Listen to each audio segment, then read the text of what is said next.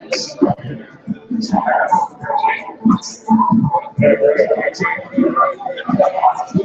morning, good morning. Hello, good morning. Can everybody hear me? Thank you. Happy Wednesday. This little area here is ripe with vacancy, and I know you want to get close to Chris, right? And you know you want to listen to Susan, so please come up. If you got the 1 Million Cups app, take that app out, check in for us here, so that we'll know that you're here. It saves us on trying to count so many people in here. There's so many of us in here. It allows that to maintain some idea around attendance. Good morning. My name is Corey Volkins. I'm a co-organizer here with the 1 Million Cups program at the Innovation Center. I'd like to give a shout out to the Innovation Hub to thank you for allowing us the space to share and listen to these stories on Wednesday mornings at 9 a.m. and for this wonderful coffee that we get from Leo's Coffee. 1 Million Cups, if you haven't been here before, is an opportunity for other entrepreneurs and startups or people considering to make some changes in their business to hear another person's story about how they got their start, where they're at now, and share some challenges that they have and allow the community to then provide that feedback. I'm also joined with other organizers that you don't get to see very often. We've got Erin in the back. She allows us and helps us with the facility and promoting it through other forms of communication. Thank you, Erin. We've got Iona in front of me here. Raise your hand, Iona. She is very diligent in promoting the community, reaching out to other startups, but also going to Twitter and Facebook and other forms of media to try to promote your businesses as you present. And then we also have Abby. Thanks, Abby. As another organizer and doing the same thing. We all share and trade hats every so often. So if you have an opportunity to get some questions about the 1 Million Cups program, don't hesitate to speak to one of us. Well, without further ado, if we could just go ahead and play that one video, and then we'll get started.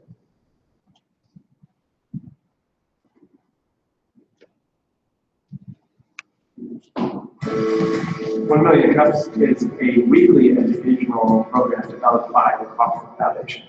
Over the years, we've added more cities. It's a great energy to see what's happening across the country. What I've learned from other entrepreneurs is very, very valuable.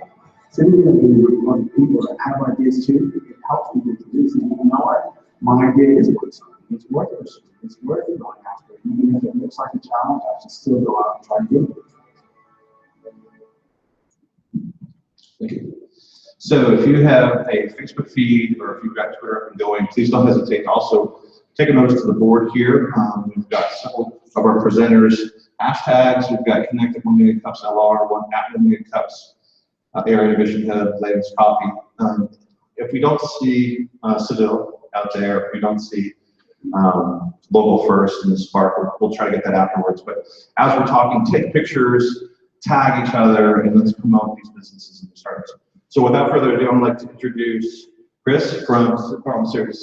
You're on first to talk about Delta Spark. Thank you. Here you go.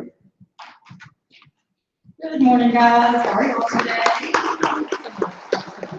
Well, we're super excited to tell you all about Delta Spark today. I am Susan Cowan with Local First Arkansas. And Local First Arkansas is a member-based support organization that supports independent business in Arkansas. We have a few basic points of what we're trying to do. Number one is identify who our independent businesses are in Arkansas, and then we're going to want to drive customers to those businesses.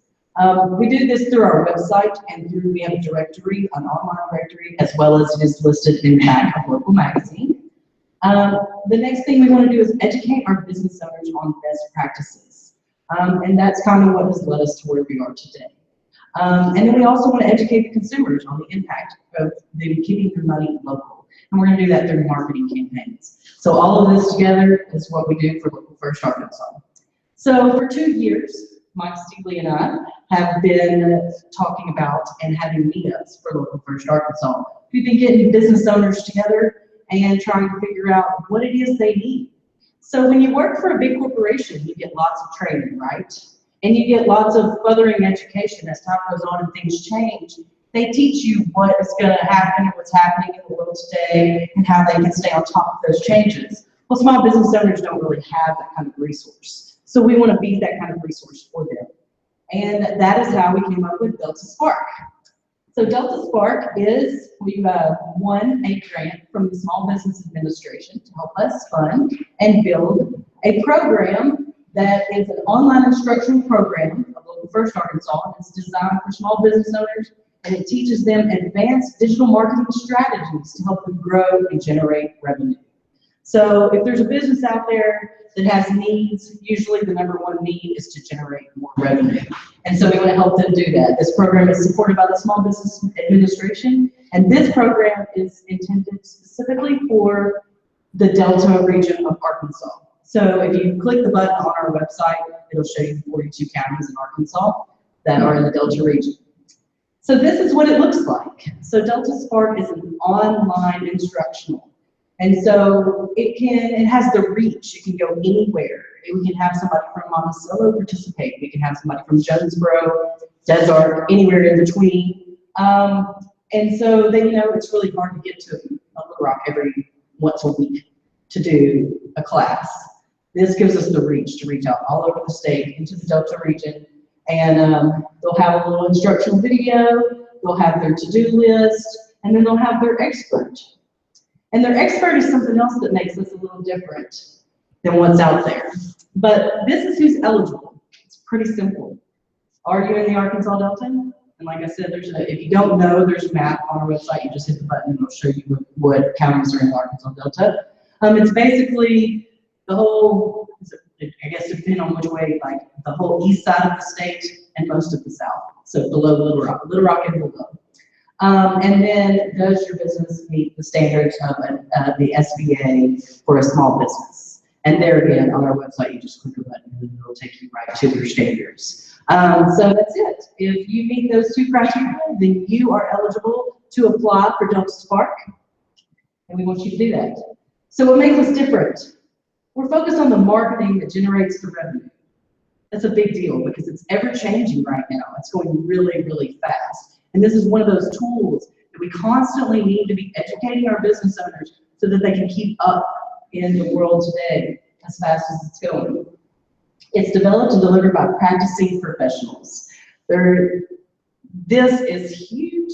It's very important to know that the person that's telling you what to do has done it, not only done it, they live it. That is their life. This is not something they learned in a book. This is not something they learned from someone else. This is their life. This is something they do every day. And so that's why it makes them the perfect person to teach you how to do it. It all takes place online. Talked about that. So it has good reach.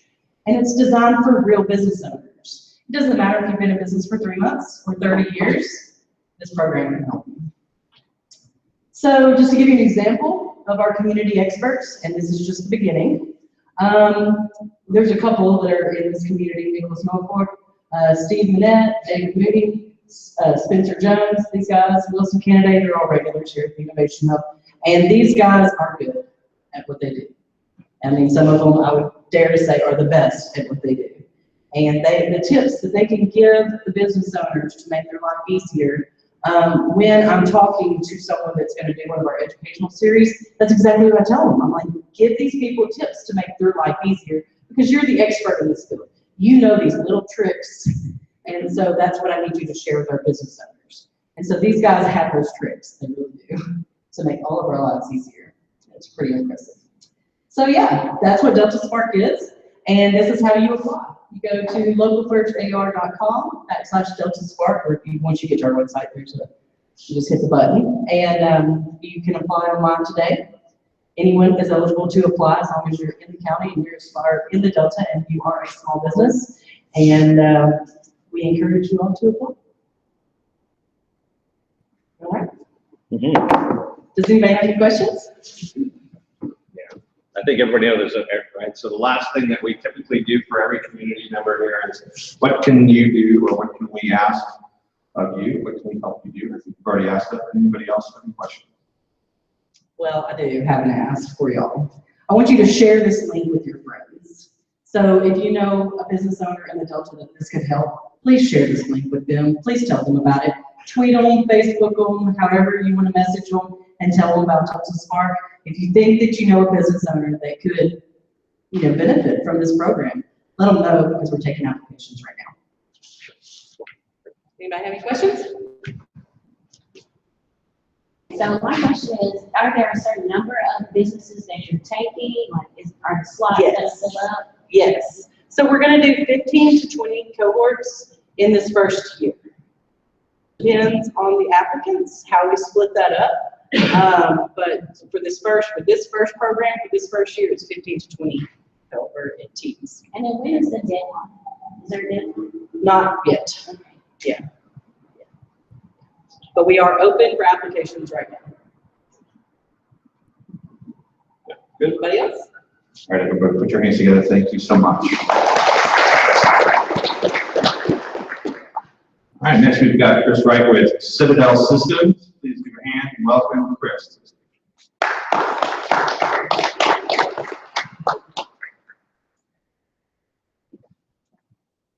Thanks, George. All right, as Corey said, my name is Chris. My company's called Citadel Systems. First, I want to set the tone a little bit with a quote, and I think this is very apt to what I do. Since I work in security, most of that is about preparation. If you put a little bit of effort up front, it'll keep you from having to put a whole lot of pain and effort in later. So what do we do? My goal is to bring cybersecurity expertise and services to businesses in a very cost-effective and unintrusive manner. And my focus is on small businesses, so the cost-effective and the unintrusive words become very important because there's not a lot of profit margin or margin in there to be able to do this work, and these guys are in the business working every day, so you just can't peel everybody out for 2 weeks to work on security without damaging the business. So there's a lot of opportunity in this area right now. Unfortunately, one of the big ones is that the attacks are turning to the small businesses now. The larger businesses are getting more secure, and there's a lot more people trying to get a quick buck out of hacking someone. So they have to turn to someone other than the large business, which is going to be your small business and your people, your individuals as well. Also, there's few competitors in this space, especially in Arkansas. There's not a whole lot of security folks that are working here. The industry itself is a negative unemployment situation right now. So all the people who are experts in this are employed by the larger places that can afford to pay a lot more money. So there's a deficit in the work for the small businesses. As the attacks are turning there, there's nobody to help them out really. Clients don't need a full-time security staff. This one is very important. The small businesses can't afford to spend $100,000, $200,000 to put one guy on staff for a year. They probably need 5 to 10% of an FTE to be able to do what they need to do. And also the last one, kind of a stomping point of mine, is that most of the vendor space in my career, in my industry, is snake oil salesmen. They're going door to door trying to sell you a piece of software or a piece of hardware that's going to solve all of your problems. And unfortunately, that's just not the case.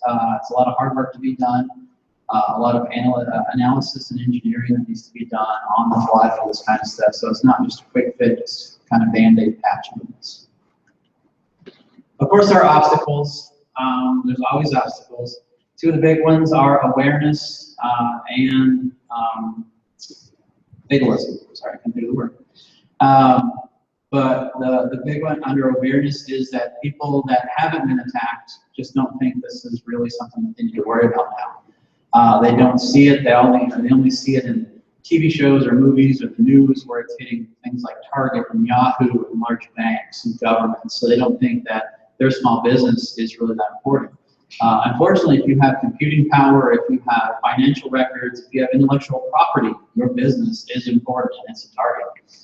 And with fatalism, the people who have been attacked or do see it and understand it don't believe there's anybody out there that can help them. They think that it's hopeless and that they just need to pray that they don't get attacked in any way, shape, or form. Fortunately, though, both of these are easy to overcome, or they're overcomable. They're overcomable. So what do we really need in small business? There's some basic things that a small business really needs to be better secure. And the first thing is to plan.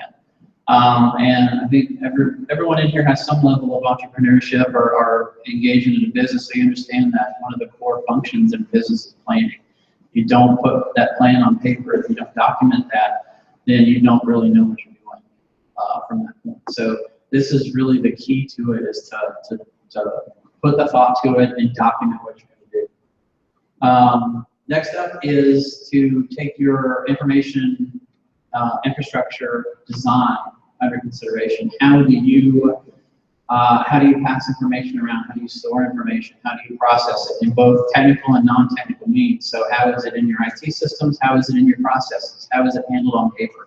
Things like that. This transcends your IT department into your entire business. Also familiar with the processes. So how do we dole out accounts to people when they work here?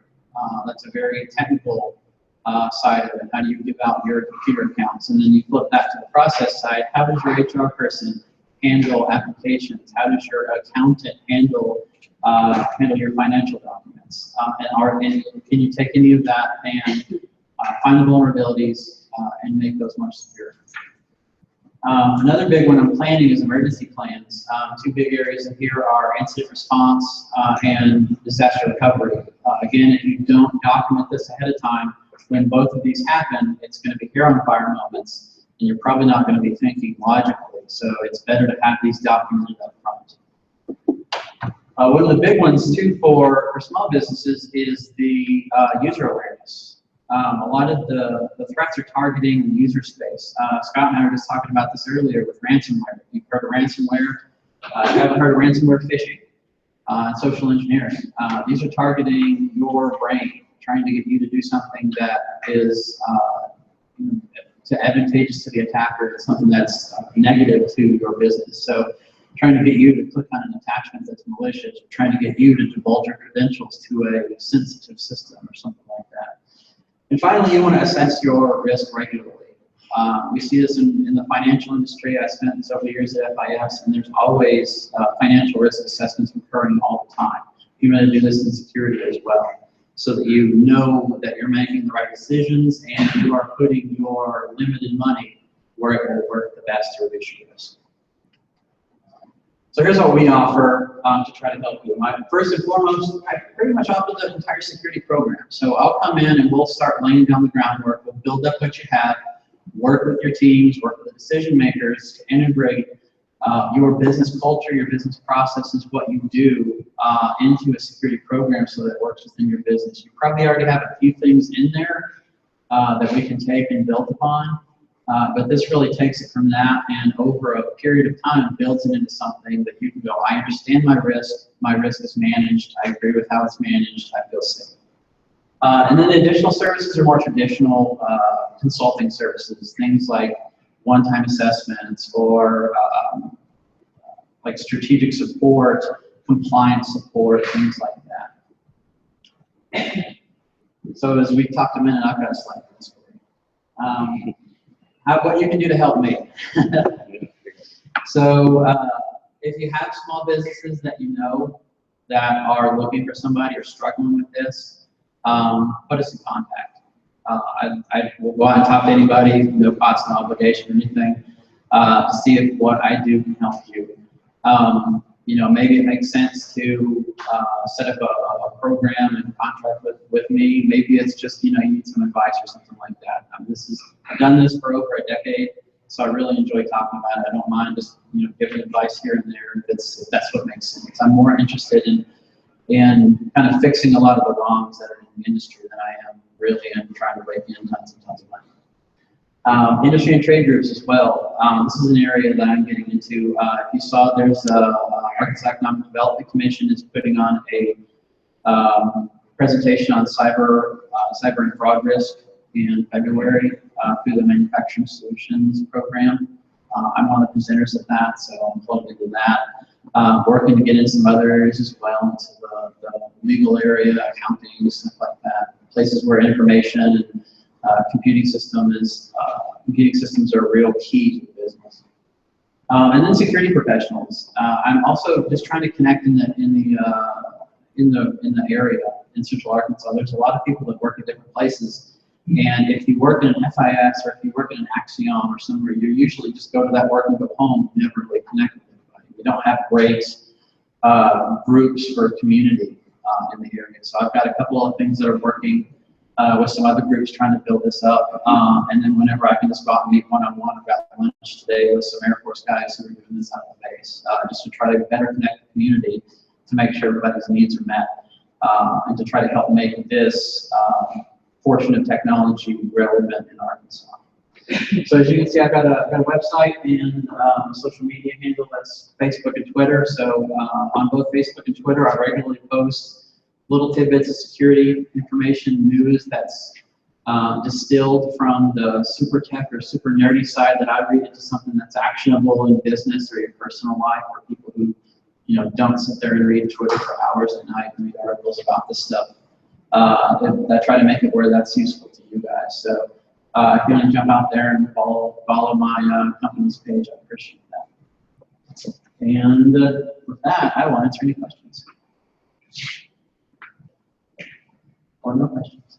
Yeah. So how long have you been in business with Citadel, and what's been your biggest struggle in starting? So my company has been around for 6 full months.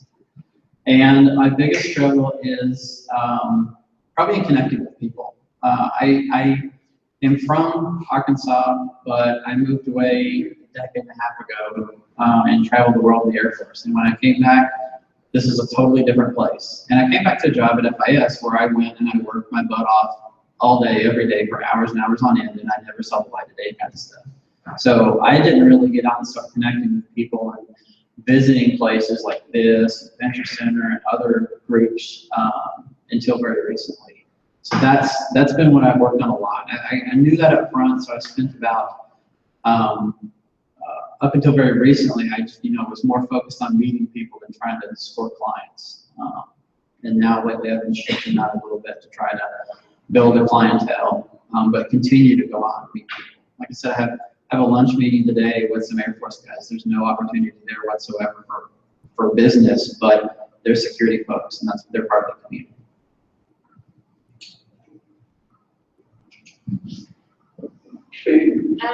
Forgive me if you've already addressed this, just let me know if you have, and I'll ask specifically, but I'm really interested in learning about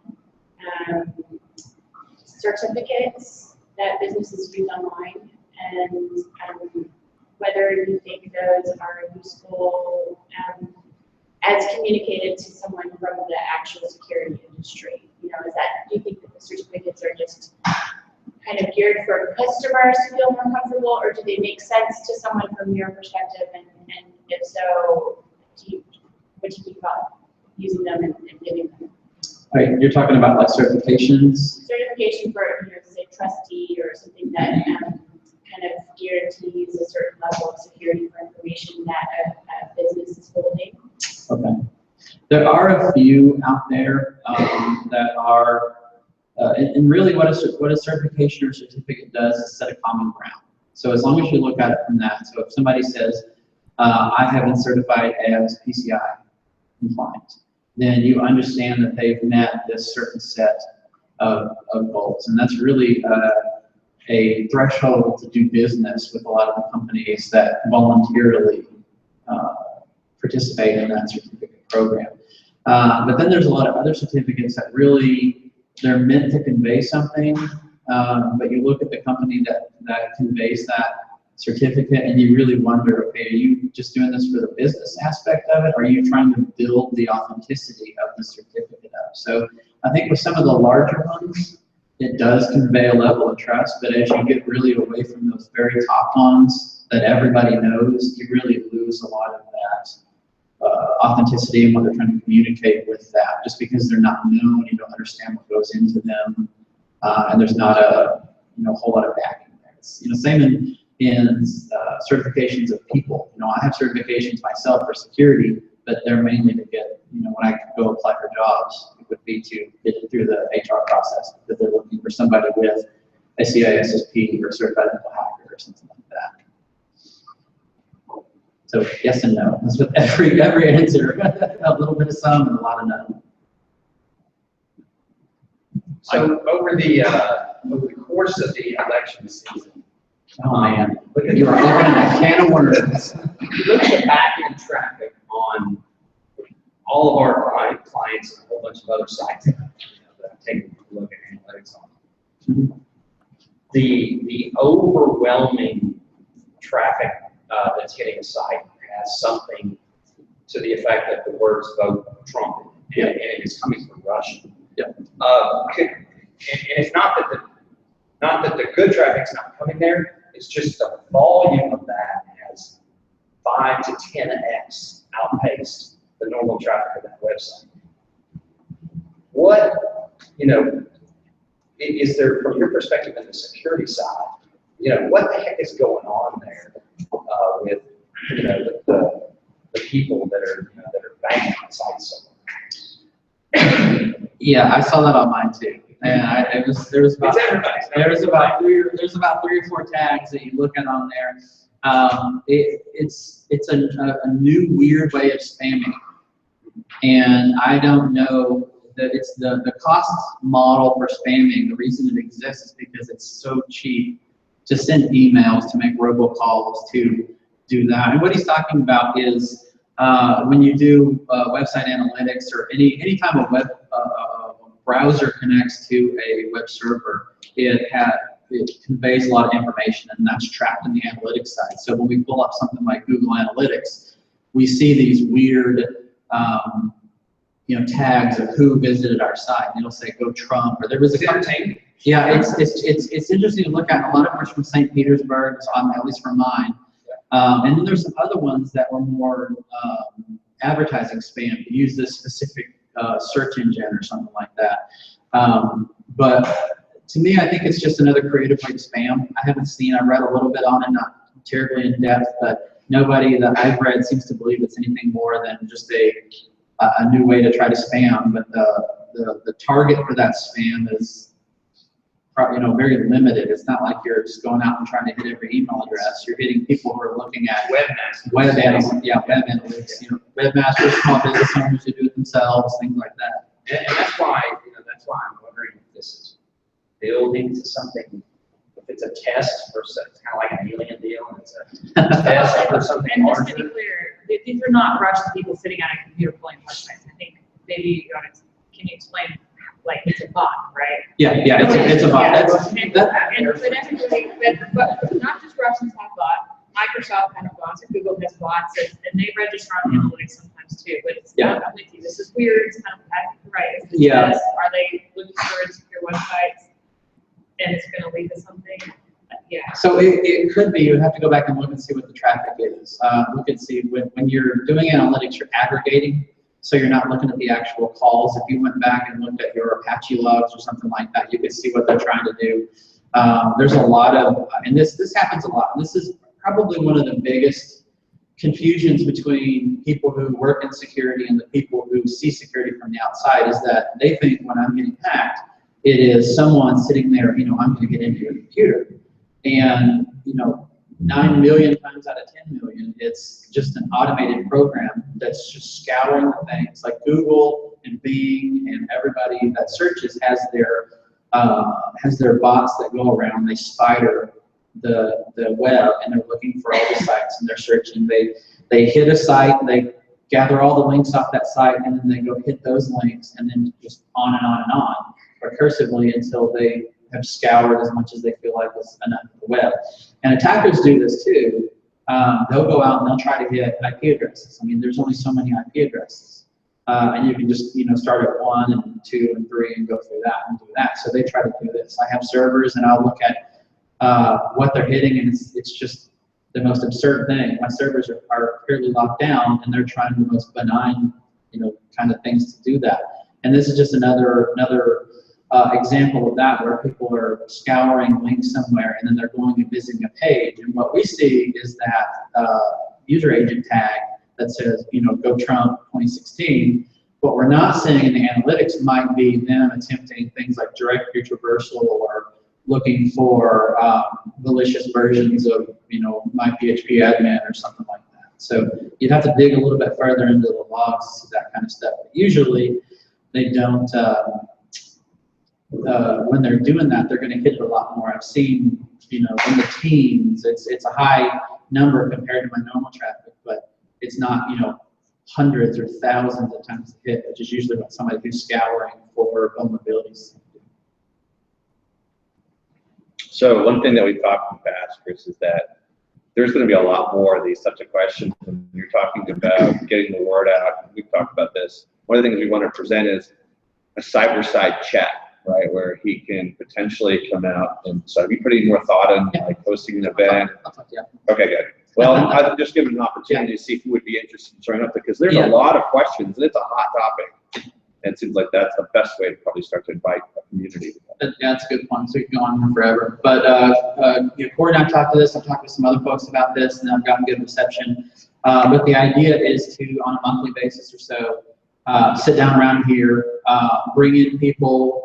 One of the benefits of me networking in the community is meeting other people who are smart like this. So pick a topic. The one that we talked about was recently was the election. I've talked about that with a couple other folks as well, and you see a lot of the news on what, you know, they talk about the election hack, and when I read that, I'm like, this is a lot of influence operations and like 2 paragraphs on the actual technical hacking. So try to break that down, distill that for folks who don't scour the security news or they're not technical professionals and looking at this on a daily basis, and bring that more into the real world to explain what all the mumbo jumbo is and how this stuff kind of works. But then provide that through regular, you know, a short presentation and you know, a Q&A with a small panel or something like that. So, I mean, does that sound like something that would be interesting, cool, fun, at least once? Yeah. So, anybody think that sounds terrible? So yeah, look for that. Once we get that going, it'll be all over my social media, and I'm sure we'll do a good job of trying to promote that too. Yeah, sure. Chris, you talked about complacency. That's what I see the biggest thing with this, with small businesses, is complacency. People hear about Target. People don't look into it and see that Target was hacked because of an HVAC contractor, small business, who opened the door for the hackers to get in. How can we concisely educate small and medium-sized businesses to not be so complacent when it comes to cybersecurity? The best way that I see of doing that is to go into those industry and trade groups. And that's why I've sought out these places where I can speak at a higher level. And it's more so about getting the word out, because this is stuff that needs to be done. And presenting those kind of things where they don't look at it, you know, security is this kind of foggy gray cloud. Is typically what they see. If you're a manufacturer, if you're an accountant, if you're a lawyer, if you're a doctor, you're busy doctoring, lawyering, accounting, and manufacturing. You're not worried about other things. You hire an accountant, you know, if you're not the accountant. Even if you are an accountant, you probably hire an accountant to do your books. You contract with a lawyer to represent you for any legal stuff.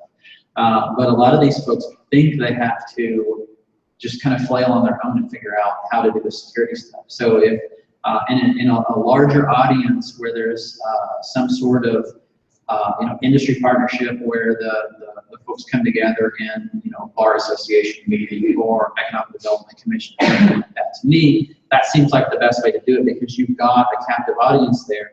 They're there and they're not looking at it as you're trying to sell them something. They're looking at it as this is an educational forum that's put on by my trusted industry group. So I'm going to listen and take notes here. And, you know, the good part of that for me is if somebody does say, hey, there's somebody here, I could use some help, then that gets my name out there and lets me connect with them afterwards. Any more questions? No? All right. Everybody put your hands together. Thank you so much.